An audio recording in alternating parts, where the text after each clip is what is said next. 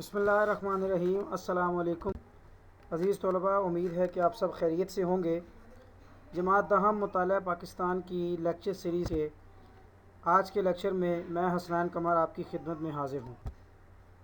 عزیز طلباء، آج کا عنوان جو ہم پڑھیں گے وہ باب نمبر 6 تاریخ پاکستان حصہ دوم سے لیا گیا ہے۔ 12 اکتوبر 1999 کے فوجی قبضے کی وجوہات۔ 12 اکتوبر 1999 کو جنرل مشرف نے بطور آرمی چیف آئین کو معطل کیا اور میاں نواز شریف کی آئینی حکومت کا تختہ الٹ دیا۔ قومی اور صوبائی اسمبلیاں معطل کر دی گئیں۔ وزیر اعظم میاں محمد نواز شریف کی حکومت کا جنرل ضیاء الدین کو جنرل مشرف کی جگہ چیف آف آرمی اسٹاف لگانے کے فیصلے کو بھی غیر آئینی قرار دے دیا گیا۔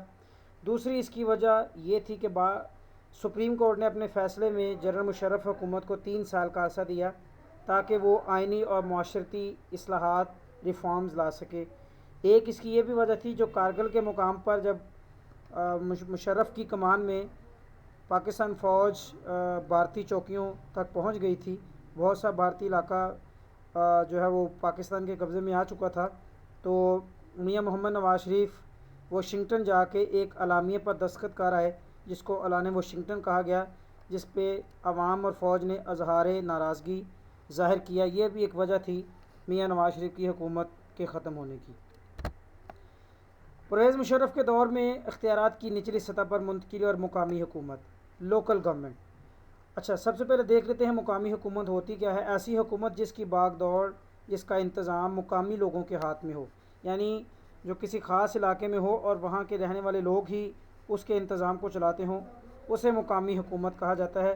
وہاں کے لوگ اپنے ہی علاقے کے لیے منصوبے بناتے ہیں اور ان منصوبوں کو بعد میں عملی جامہ پہناتے ہیں۔ تاریخی اعتبار سے دیکھ لیتے ہیں کہ اس کا پس منظر کیا ہے مقامی حکومتوں کا۔ وائسرائے لارڈ رپن نے سب سے پہلے مقامی حکومتوں کا نظام جو ہے وہ ہندوستان میں نافذ العمل کیا۔ اس نے ضلع اور تحصیل کی سطح پر مقامی بورڈ بنائے جن کے ذمہ یہ تھا کہ وہ لوگوں کے مسائل حل کریں، لیکن وہ کامیاب نہ ہو سکے چونکہ ان کے پاس اختیارات نہ ہونے کے برابر تھے، وسائل نہ تھے، سارے اختیارات اور وسائل انگریز حکومت کے پاس تھے۔ پھر صدر ایوب خان نے جو بنیادی جمہوریتوں کا نظام 1959 میں جاری کیا تھا، اس کو بنیادی جمہوریت کا نام دیا گیا اور اس کے ممبران کی تعداد 80,000 تھی، جس میں سب سے جو چھوٹا درجہ تھا وہ یونین کونسل تھا۔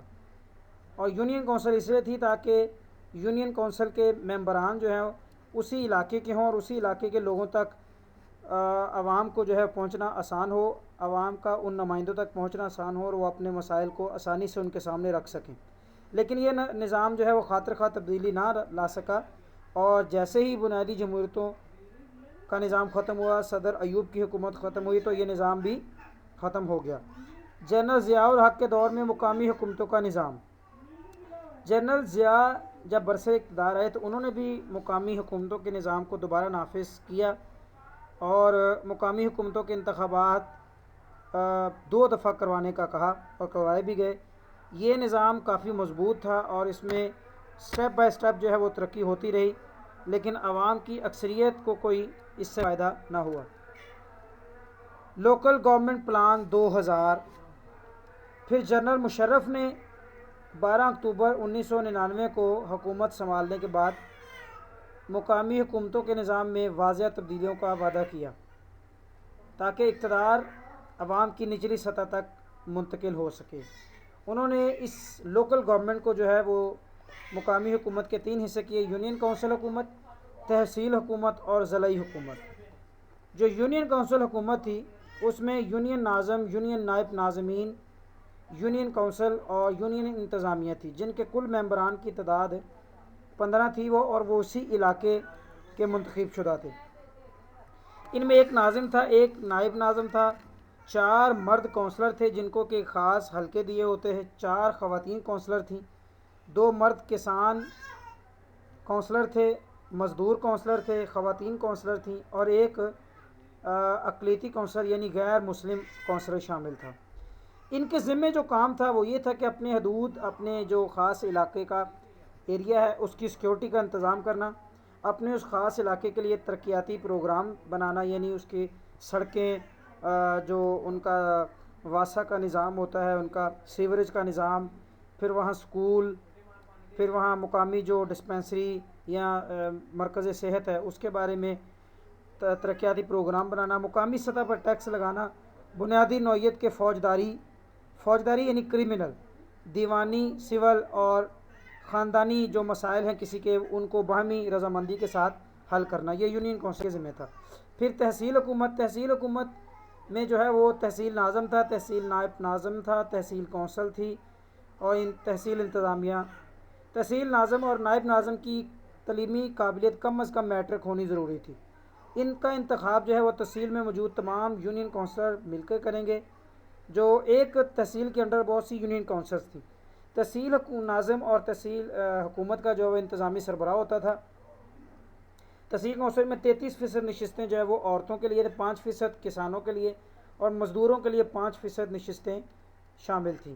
ایک ضلع کی 4 نشستیں جو تحصیلیں تھیں، یہ بھی آپ ذہن میں رکھیے گا۔ تحصیل کونسل میں تحصیل کے تمام یونین کونسل کے نائب ناظمین شامل ہوتے تھے۔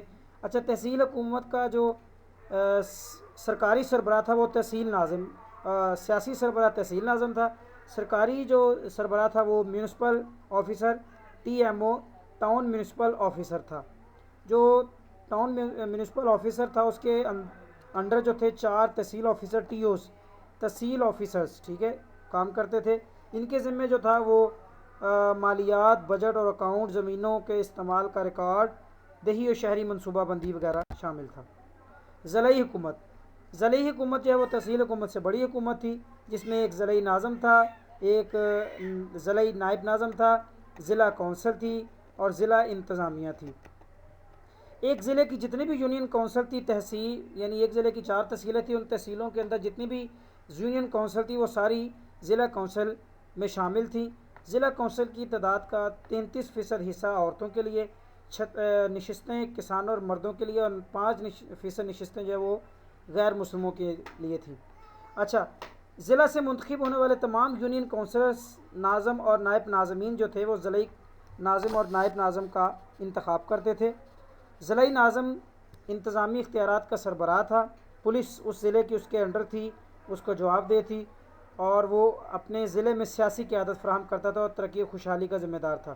اچھا، جو ضلع کا سب سے بڑا سرکاری آفیسر تھا اس کو ضلعی رابطہ officer DCO district coordination officer کہا جاتا تھا۔ ضلع کی انتظامیہ کے مختلف محکموں پر مشتمل ہوتی تھی۔ ہر محکمے کا سربراہ ضلعی executive officer EDO executive district officer کہلاتا تھا۔ مختلف پروگرام اور ان کے ذمہ جو تھا وہ بجٹ بنا کر ضلعی ناظم اور ضلعی کونسل کی منظوری کے بعد اس پر عمل درآمد کروانا ہے۔ ضلع کے اندر وفاقی اور صوبائی قوانین نافذ کرنا ہے، ضلع کے اندر ٹیکس لگانا اور اپنے ضلع کی خوشحالی کے لیے پروگرام بنانا، یہ اس قسم میں تھا۔ یہ تھا آج کا ٹاپک، جو دیکھ لیتے ہیں آپ نے کر سے کام کرنا ہے، ہوم اسائنمنٹ مختصر جواب دیں۔ یہ ہے آپ کا سوال نمبر 1، یونین کونسل کے 2 فرائض تحریر کریں۔ اس میں لکھے ہوئے تھے کہ اپنے علاقے میں جو ہے وہ اس علاقے کی سیکیورٹی کا انتظام کرنا اور اس کی خوشحالی کے لیے پروگرام بنانا۔ مقامی حکومت سے کیا مراد ہے؟